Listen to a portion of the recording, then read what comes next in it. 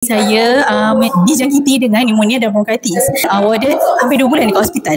Saya tak cukup oksigen saya drop. Bila saya tunduk, saya akan sesak nafas.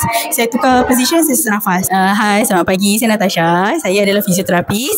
Okey, sebelum ni, saya pada awal tahun ni saya dijangkiti dengan pneumonia dan bronkitis. And masa tu kritikal dan warded hampir 2 bulan dekat hospital.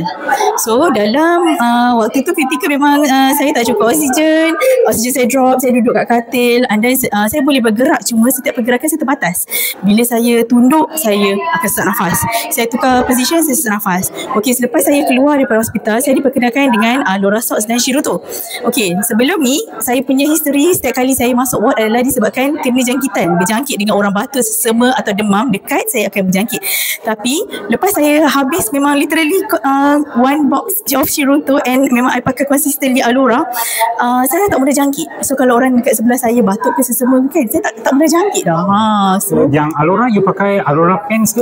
Saya pakai Alora Socks. Alora Socks. Alora Socks dengan ni consistently. And then dah habis Shirutto tu memang makan satu session pagi, satu session malam. Itu saja. So berapa lama lepas you ambil Shirutto dengan pakai Alora Shirutto Socks? tu memang immediate effect lah. Lepas ambil satu box tu 15 hari. Memang dah tak jangkit dah. Tak mudah jangkit kalau orang batuk tu. Kadang orang sesama hijau. Kanak-kanak lah kan sesama. Waktu tu I terapis untuk pediatrics untuk kanak-kanak. Jadi I dekat kanak-kanak, dia sesama hijau pun tak mudah jangkit dengan dia. Itulah saya punya testimoni.